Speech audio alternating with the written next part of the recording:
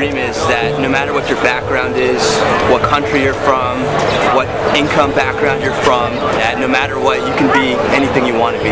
American dream. That glamorous dream. Somehow, I ended up here on Hollywood's biggest stage. They say stories like this only happen in the movies. I cannot believe it's happening to me. This is the American dream. But anyone from any corner of the earth can come to live in America and become an American. And blacksmiths could win independence from an empire. If immigrants could leave behind everything they knew for a better life on our shores. If women could be dragged to jail for seeking the vote. If a young preacher could lift us to the mountaintop with his righteous dream. And if proud Americans can be who they are and boldly stand at the altar with who they love, then surely we can give everyone in this country a fair chance at that great American dream. Hi, I'm Sina Mejia. I'm Aya Lavar. And this is our Capstone 11 project. So we had originally made this project because we wanted to bring light towards this universal experience of both first-gens and immigrants living in the United States. We felt that we wanted to do this project because we are both first-generation Americans, and we wanted to bring an outreach on how hard it is to be first-gens and immigrants. Thank you for watching our project, and we hope you really enjoy. Zaman. I was born in Tokyo and I'm 16 years old. I grew up in different places. I was born in Tokyo. I lived there until I was 6. Then I moved to Bangladesh, and I was there until I was 11. Then I moved to the United States here. Yeah. Hometown is a bit tricky because I was born in Tokyo, but if we go off of ethnicity, it would probably be in Bangladesh, the city of Dhaka, which is the capital city. My dad is a sushi chef currently, but he previously worked in Japanese companies, which is why I was born in Tokyo. My mom, she was originally a teacher, but right now, after she moved to the US, she currently works as a dietary manager. Childhood is a bit blurry because I did move so much, but in Tokyo I remember I just felt very isolated because no one really looked like me. I did have some few close family friends, but after I moved to Bangladesh, I think that's when I really found my community and like my family. Childhood overall was very fun. It was very eventful. Yeah. I immigrated here in 2017 when I was 11 years old, and I immigrated because my family felt like it was the best place for me and my brother's education because of the American dream, I suppose, because they believe this would be the best place to receive an education and like get further in life. Yeah. I originally did because, you know, like in different countries, they portray America to be this utopia. Like, you can climb up the social hierarchy if you just work hard, you can get money but they don't show how hard it is based on your race, your social class. So after I moved here, the rose-tinted glass like shifted away, and all of a sudden like I saw how hard it is as a first-gen student. Depending on how rich you are, how poor you are, it completely changes what opportunities are given to you.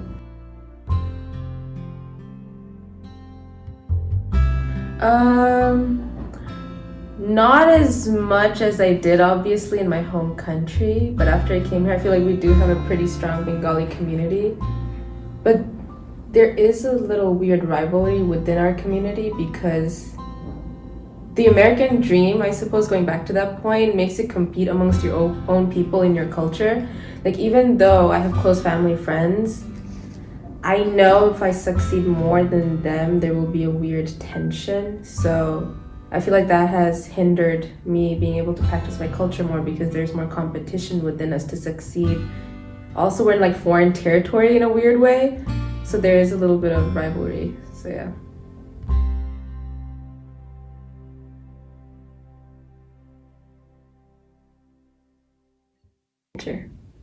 Absolutely. I don't see anyone that looks like me in media, not a single person.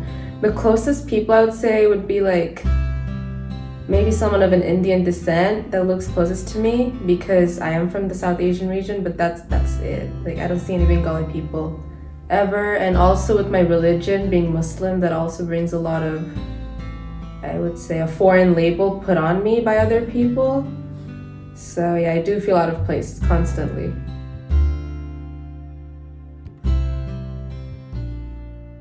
My whole family, like I left everyone, only me, my mom and my dad and myself came here. So my grandparents, my friends that I grew up with, there for years, cousins, everyone, I left everyone. It was very, very difficult. And I also left with the weeks short of notice, so I didn't even have time to say goodbye to everyone. So yeah.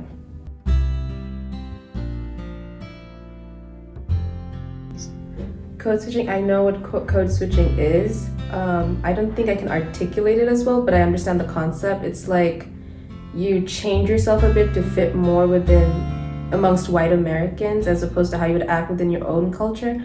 I know African Americans prominently go through this where they talk in what they call the black way and then the white way amongst their people and amongst white Americans. For me personally, I definitely have an accent when I talk to people from my own community or my own parents. Because in Bangladesh, when I spoke English, I don't speak the way I'm talking right now with an American accent. I have a very Bengali, in a weird way, a British accent because my country was colonized. So it's like a weird accent. But yeah, I definitely code switch and I talk differently. Yeah. Music and food, those are the biggest way. Food would be like, because I'm in America now, Bengali food is way like harder to come by. And honestly, I don't like anyone's food except my mother's. So I just constantly keep bugging her to make like traditional food. Music, it's a great way to keep up with my culture because every year new music comes out and music reflects what's going on within my culture. Movies as well. Movies are always reflecting what's going on in your community. So we have big showings of Bengali movies here, so I go to them sometimes. And we also have Bengali New Year coming up soon, so I'm excited for that. And yeah.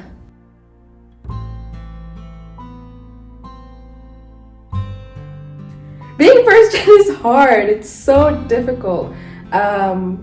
Like I said at the very beginning, when I first came here, the rose-tinted glass kind of shifted. Being first gen, like, I had to learn everything by myself because although my parents would be educated and they did go to college, they did not go to college in America, which is a completely different ballpark. The college admissions are getting harder and harder every single year. And being first gen comes with so many boundaries.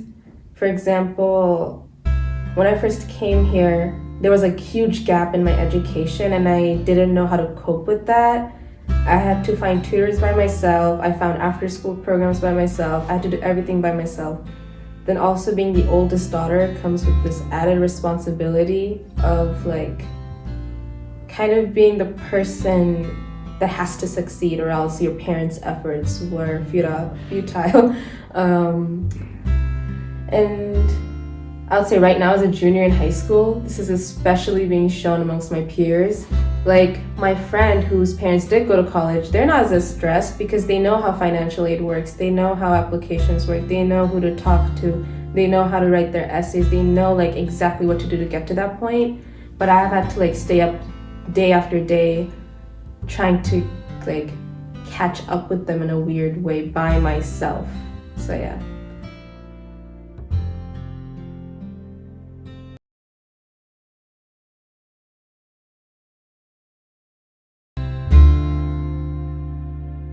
Daniel Lowe. Where are you born? Singapore. And is that where you grew up most of your life? No. Where is your hometown? Suburbs of Los Angeles, California. Time. At that time when we moved to the United States, my father worked odd jobs, worked 7 days a week. He would drive sometimes. My mother was a student at USC. She did her bachelor's, master's, and doctorate at USC. My father we had one income, and he would support a family of 4. My sister is 7 years younger than me. Oh, that was then. Yeah, it was kind of lonely, I would say, coming from Singapore and not knowing people around. I grew up in, I guess, Alhambra, and then moved around that neighborhood. So I remember one of my first friends, their family immigrated from Mexico. I thought that was kind of cool because in Singapore we don't have many people from Mexico. So that was kind of neat. As a child is different than when I was in high school or college, but as a child, I didn't have any dreams or aspirations coming to the United States. I was just like taken to this country. It says you're gonna have a new school. I thought because my test scores weren't that great, so that's why my parents moved to the United States. But it's actually because my mother wanted to study over here, and also my parents thought it would give us a better opportunity studying in public school here in Los Angeles, California. I absolutely believe in the American dream. Well, can you define the American dream? Not exactly. What is the American dream? You asked me, do I believe in the American dream? What is the American dream? I feel it kind of depends to the people. Okay, so what would some people think the definition of American dream is? I think maybe just coming to America and seeing it as something that opportunities and something that they cannot find where they were. Democracy, freedom, opportunities, equal rights. That, yes, I would say those are some of the ideals, but also the American dream could also be buying your house, right? The American dream is owning my property. American dream would be I can make something out of my life. And absolutely, I believe that in the American dream. And I think that even though I have been able to check mark a few of these things, I think the best is yet to come.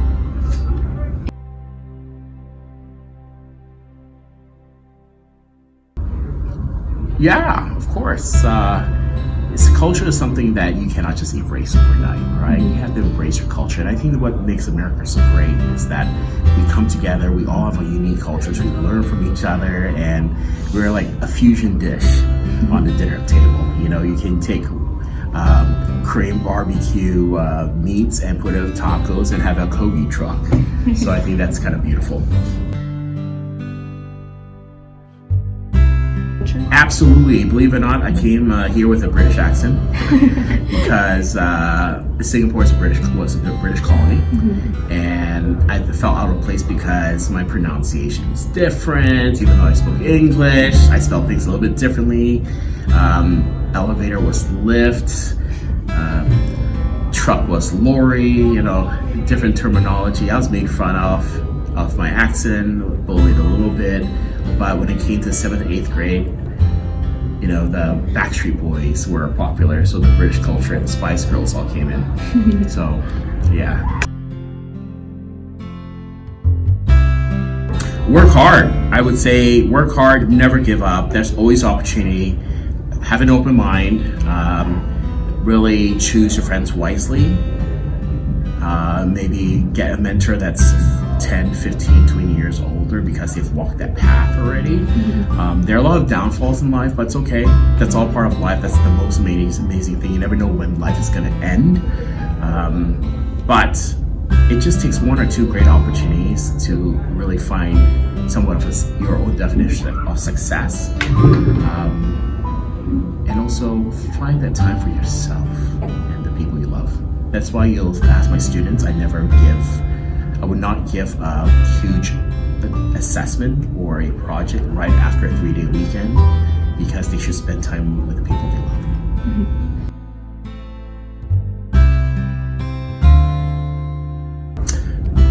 love. Be yourself. Find opportunities. Don't forget we're only a very small speck in this small world. Don't forget there are other beautiful places, Guatemala, the beautiful people of El Salvador, Belize, Korea, even France. Everyone has something great to add to this world. You can be that leader to lead and set a good example for the rest. All right, thank you. Thank you.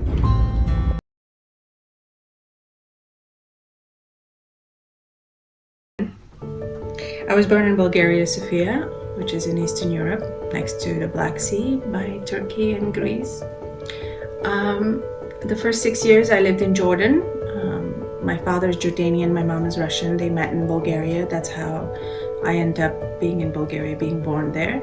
But then we lived in Jordan for 6 years, which was a very pleasant childhood, big family. And then we went back with my mom to Bulgaria, Sofia. My father went to Bulgaria to study for a director for theater and movies, and my mom was in linguistics. She ended up being a teacher.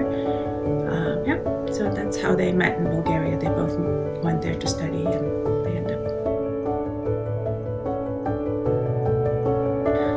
Great. I mean, the first 6 years was very pleasant in Jordan. I had a big family and very spoiled. In Bulgaria, it was really nice at the time. When you're younger, you don't understand, the problems the country has. You're just free. I had great friends from everywhere around the world because we lived in a place where there were a lot of students. So everyone was from another country. So I had friends from Japan, was my best friend, and I had friends from Mexico and Congo and Iraq. So it was very diverse and a lot of fun. We played outside a lot. Back then there was no phones, no computers, so we were outside all the time. And eventually, of course, when you get into your teenage years and late teenage years, you realize that the corruption, we lived in a communist country, a lot of cancel culture, a lot of we all have to think the same way. You can't really be outspoken and speak up your mind, or can travel really. Everything was just difficult. But you don't see that when you're a child. And eventually I wanted to get out of there. I wanted to be free. I wanted to explore. I wanted to learn. So that brought me here.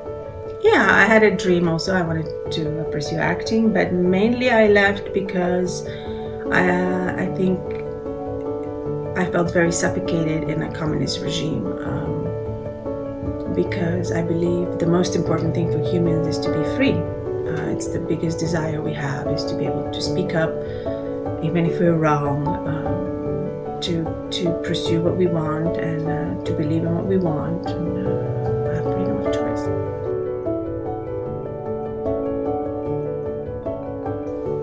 Of course, at first it was very difficult. I didn't speak any of the language. I barely spoke any. I didn't really have money. I didn't have support much, so I had to find a job quickly. I kept getting fired from every job because I didn't speak well until I learned. I took a lot of classes and watched a lot of movies and studied English very intensively, and eventually, it got easier, but it was hard at first. And then the papers and fixing your papers, immigration, all that is also still very difficult. I think I wish it was made a little easier for people to be able to travel and go and take a visa and stay somewhere and explore, instead of like now we have people come in, they don't have papers, they have a hard time finding jobs, and it's difficult. I wish there was a better way to let people travel and exchange opportunities,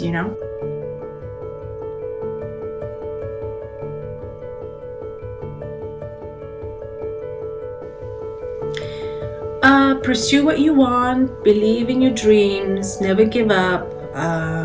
There is a reason why you have a burning desire for something. There's, I think in the Upanishads they say, you are what you deep down desire is. As your desire is, so is your will. As you will, so are your deeds. And as your deeds, so is your destiny.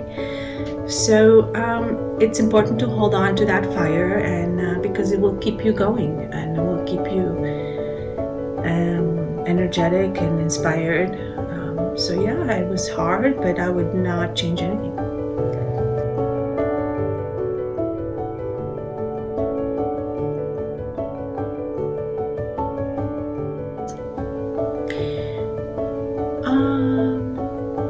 Well, as a child, I thought I'm going to be a very famous actress. And I'll have a big house, and yeah, it was slightly different, but I still love my life. I've met so many great people. I've been inspired. I've had wonderful teachers, like life teachers, so it's not exactly, but it's pretty close, and I have a lovely daughter.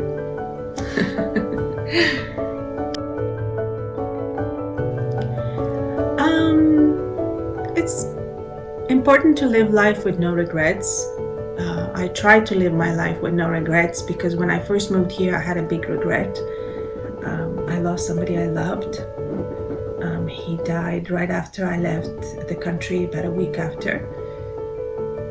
So, it's okay. So, it's good to live life with no regrets. But that was my only one, but I think there's a destiny and things happen for a reason. So. Thank you. You're welcome. My name is Angelica Pineda. I was born in a little town called San Gerardo in El Salvador, which is like really close to the mountains, and it's borderline Honduras. My dad was the tailor of the town, and my mom, she had like a little store where she sold clothes, and also like charamuscas and like and other food. And my grandparents my grandfather was a farmer.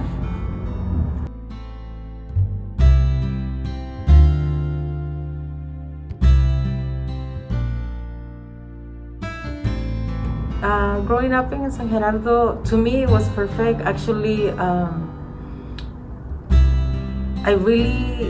really lucky to have grown up like that, because I was really free. Like in a town, you don't have a time that you have to be in or out. You just leave and you go to the lake and you go play with your friends. To tell you the truth, I never had dreams or aspirations. I never thought about that. I always live in the present, I guess, when I was a kid, and I never thought about the future.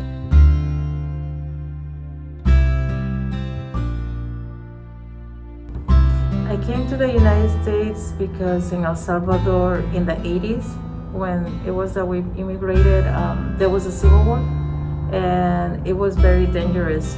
So first we left the town and we moved to the city, to San Miguel, because in the town it was they were killing like a lot of people. And then from there we came to the United States illegally. But then my dad had gotten political asylum because he came before us. He came first in 1979, and then he got caught by La Migra, so he had to go back. And then in the early 80s he came back, and he was here for a few years, and then we came years later. Do I believe in the American dream?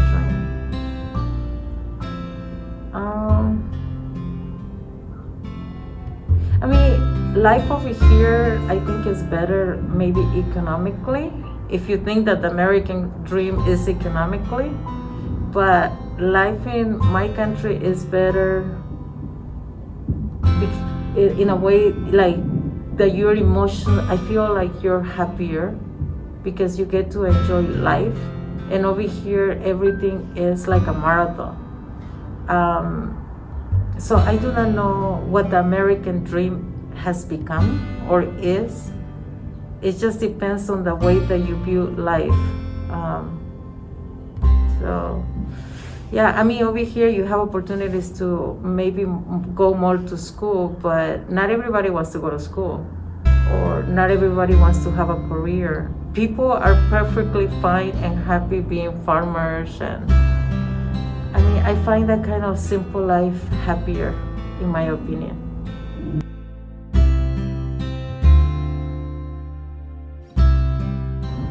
I practice my culture a lot, and that's why I became a Spanish teacher, to tell you the truth, because I wanted to make sure that my students didn't forget their culture.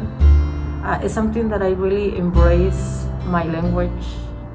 And yeah, I think so. And actually, when I came here, I didn't want to learn English because I blamed the United States for the war in El Salvador. It lasted over 10 years, but it was because of the United States. I feel that economically, it gave a lot of money to the government, to El Salvador, and that's the reason that it lasted so long. And I didn't want to learn English, even though that was my second language over there.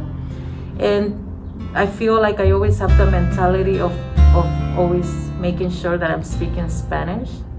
And I think that's the reason that I have more of a difficult time learning English than other people. Because I always been political since I was a kid.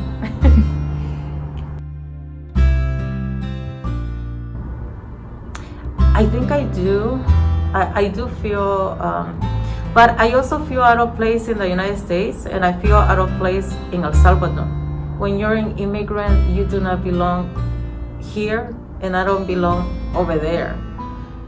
When I go over there, they see me as different, and also you haven't been there, so you don't have that strong bond anymore with friends.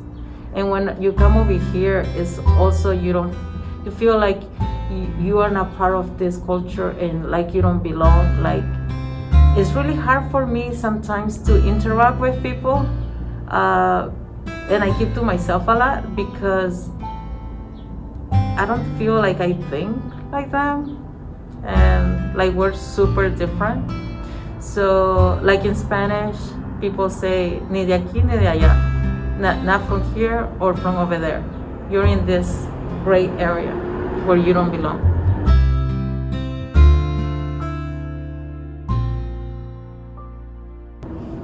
Yeah, a lot of my family, and my great grandmother actually, she came to visit us. She lived to be 103, and actually my great grandmother is somebody that I always share with my classes because there's a YouTube video of Mama Chela in San Gerardo. But I do have a lot of family over there, and I go visit them. But I also have a lot of family here, and in Canada, and in other, like in Nicaragua, Honduras, and in other parts, because everybody, we all left in different places due to the Civil War. But some people stay over there.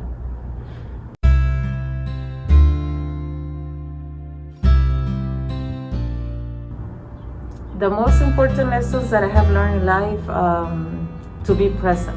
That is, always be present in the moment. And that's something that I always tell my students, and they make fun of me because they're like, oh my God, it's also a philosophical class. And I'm like, yeah, be present in the moment, be here. I think that's one of the main lessons that I have learned.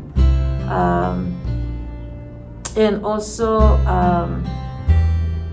that I guess the most important thing in life is to try to be happy. Life is super short, and we're reminded of that a lot. So be present and try to be happy, and also try for people not to control your mood, not to control your emotions, and I always try to meditate. I mean, being a teacher is really hard because you have a lot of teenagers, but I try to keep those three things in mind.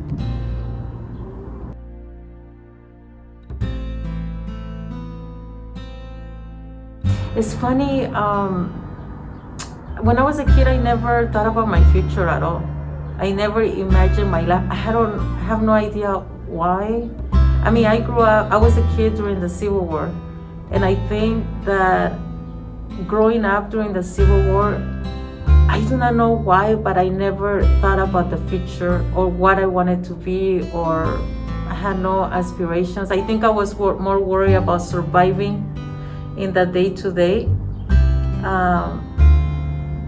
But it is different because I never imagined I would be living in the United States, a country that, to tell you the truth, I didn't like for a long time because of the war. But I grew to like it.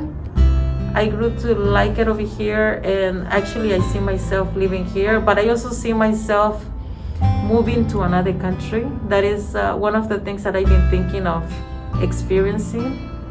So I guess that's the only thing. I never imagined leaving El Salvador or my family and living in another country, and because of that I'm thinking of moving to another country because you get to experience different cultures and you grow as a person. So yeah.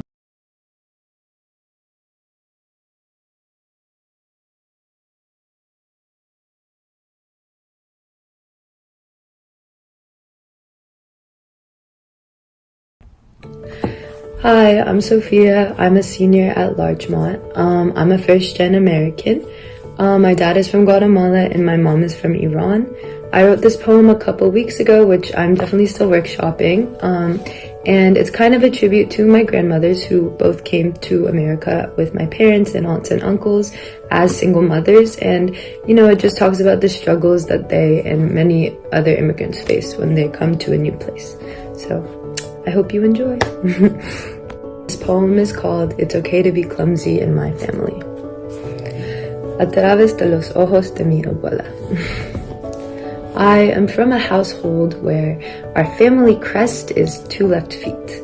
On Sunday mornings, we pray to untied shoelaces and uneven sidewalks, tripped up on our hopes and ourselves and each other. My family has found sanctuary in slippery socks. We stumble over our words trying to remember how to speak a second language. We relive how our hand moved from prayer to brace us for the fall over the border. We're still learning to balance on English though. Our accent, nuestra corazón, on our sleeve, but also a dead giveaway. Here, we've developed a sort of whole body language, living in the unspoken to get by. Instead of, "Can I get a cheeseburger?" we point at the picture on the menu, use a napkin to draw a high heel at the mall. At the doctor's office, the answer to "where does it hurt" is a point of our finger. We learn that there is no difference between broken limbs and broken language, that silence is no longer a choice, it's a circumstance. It's hard to want to learn a language that betrays us. English is riddled with eyes that lodge bullets in our floorboard, turning migrant to immigrants, legal to illegal. Somebody slapped the letter in front of words and handcuffed them to people's identities. They are isolating families, interfering with our innocence. A never-ending cycle of stumbling and tripping and falling for these institutions implemented by ignorance. So yes, I fall a lot. I fall a lot because I live in a country where coming from a family of immigrants is a synonym for clumsy. I fall a lot because in this country, the letter I is valued so much they have forgotten about you. So yes, we fall a lot. And that is because when my family, my people are struggling to walk, it is not because we are unable, it is because we are learning to walk on water. I come from a family where our dresses have holes and our flags have tears, but at least we are here. We can look past the scrapes and say that our whole body is safe, for now. But it's okay to be clumsy in my family. My grandmother holds us together with a needle and thread, patching our palms together into forgiveness, into healing. She pulls out her love with buttons, spare fabric, her needle and thread, and sews us together. Lately, she's been teaching me how to sew. Thank you. Hey, hi, my name is Jackie Olano. I'm a first-gen student. My mom is from Guatemala, my dad's from El Salvador. And I'm going to be reading a classic and response poem. The classic is not by me, but the response is. These have to do with my identity, like being Latina and first generation. Okay. So the classic is titled Buen Esqueleto by Natalie Seckner-Zapico. Life is short, and I tell this to mis hijas. Life is short, and I show them how to talk to police without opening the door, how to leave the social security number blank on the exam. I tell this to mis hijas. This world tells them I hate you every day. I don't keep this from mis hijas. Because of the bus driver who will kick them to the street for fare evasion, because I love mis hijas. I keep them from men who would knock their heads together just to hear the chime. Life is short, and I know no kind strangers in this country who aren't sisters a desert away. And I don't keep this from mis hijas. It's not my job to sell them the world, but to keep them from it in case I get deported. Our first landlord said, with a bucket of bleach, the mold would scrub right off. He shook. Mis hijas said they had good bones for hard work. Mijas, can we make this place beautiful? I tried to make this place beautiful. Thank you. This is my response titled Ciclos. A cycle is an eternal spider web. I descend down my family's tangled telaraña, and my legs get caught in the spider silk.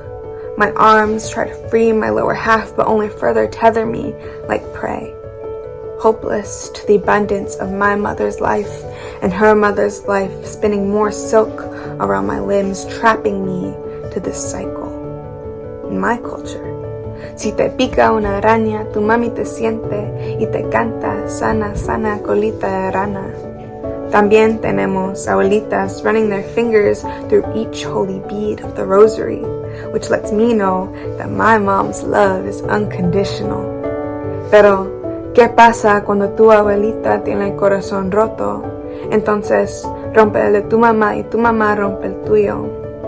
But what happens when your grandma has a broken heart? So then she breaks your mother's and your mother breaks yours. It's a cycle, an eternal spider web where the ghost of the pain follows us even after our heads hit the pillow. And I wish I could be mad at my mom. Y a veces aún lo estoy, pero así es sanar y afligir. It's never linear. Es un ciclo. As I grew and continued to fall down the web, aprendí a ver la línea anterior de mi madre. My mom's inner child está triste. She's scared, insecure. Her idea of amor is my grandmother's distance. Ella hablándole feo, and with each word that struck down, she learned that language. Sé que cuando ella me llame, espera escuchar el amor de su mamá. And when she cries, I wrap my arms around her like my grandma never did. I watered her garden, and now I'm a desert. Su herida es el tamaño de la luna y ahora igual la mía. Her wound is the size of the moon, and now so is mine. But damaged mothers are still mothers who give birth to their pain instead of children. They turn their daughters into wars. They fear will be swallowed by a world that's taken them from their homes. They keep us from men who look just a little too long, try to keep us safe, tucked in our princess blankets from los callejones, try to keep us blind. Entiendo a mi madre. I understand my mom now, and I understand why when the sun hits the horizon, I demand more colors. I understand why she told me to give the ugly things to her. Entiendo si los ciclos fueron fáciles de romper, seríamos todos jardines. If cycles were easy to break, we wouldn't be here right now. I understand that. But who will hold me if my arms are around you? I can't hold your heart in my palms because I'm not your mother.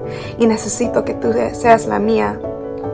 I reach the core of the web. I rip myself from the cycle and climb back up, biting each sticky steel string as I go, destruyendo este ciclo. The bruises beneath my eyes cannot be compared to fields of violets ready to be plucked. I'm just tired. Soy tan cansada.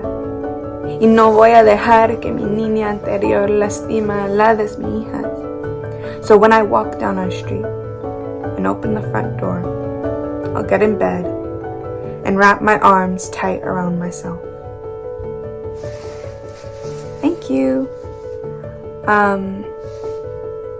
So this poem connects back to my identity. I don't know if you could tell, but it's about my mom. Especially, I think it can relate to a large population of daughters, first generation daughters, especially when it comes to our mothers. Since this is a new country for them, these poems call back to my identity, especially because the response, I tried to make it in Spanish. I think the main idea of my response is about, I think, like, mothers. I want it to be relatable to first generation daughters, because I think, like, our mothers had to leave their countries, and raising children in a whole new environment is scary, and it can definitely have an effect on that kid. So I think that's what, obviously it's my own personal experience, but I think that's the overall idea that I want people to get from it. Yeah.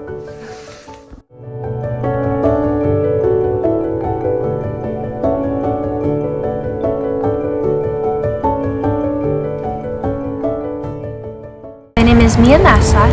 I was born in Los Angeles, California, and I'm 16 years old. I identify as Ukrainian American and first-gen American. I grew up in Los Angeles, California all my life. My family were immigrants. They came over to America, I believe in the 1990s, right? 1990s. And they were really young. I think they were 19. Yeah. So my mom is a home health nurse, but she works in the office, and so is my dad, but he works out in the field and he goes around to different patients' houses. Yes, so my first language was actually Russian. In the house, I still use Russian. However, as I've grown up, I've definitely lost a lot of my language skills, and now English is my primary language. My culture was always really made aware to me. It's always been important for my family to celebrate traditions or just practice little things. Like, for example, I can give you superstitions. Superstitions are a really big part of Slavic culture in general, but as a Ukrainian, I'm sure this one goes around through many cultures, but if you leave the house and then you have to come back, before you leave again, you have to smile into the mirror, and, you know, it kind of, like, makes sure that you're going to have a good day when you leave the door.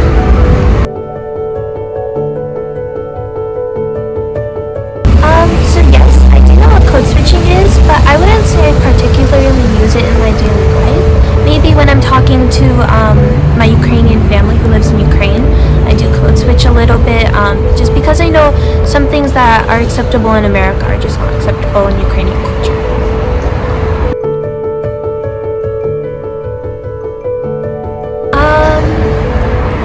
I guess, especially just with the recent war, I feel like I've always, throughout life, I've been grouped up as being Russian, and I feel that a lot of people don't really know just the difference between Russia and Ukraine. Ukraine has always been boxed with Russia, and I could say that for a lot of other countries who were ex-Soviet, just are all associated with Russia, even though they're culturally different language, and all of that.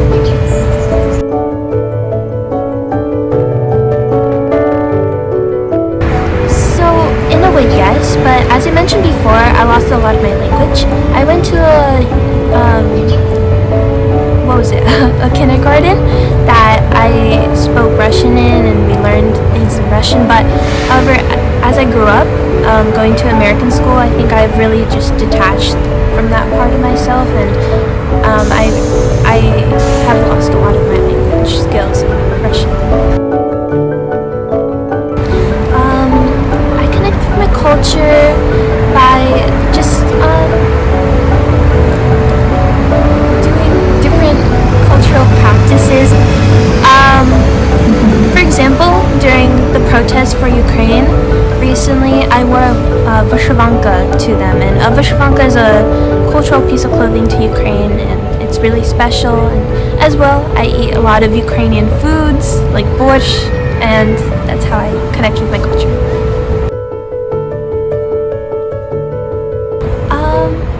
No, that's all. Thank you for watching this video. This video was a compilation of many different stories from people around the world.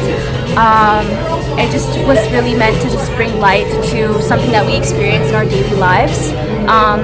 Special thanks to everyone who contributed to this video and everyone who is watching it. It was a really big thing. Thank you so much for all these wonderful stories. Thank you. We hope you enjoy.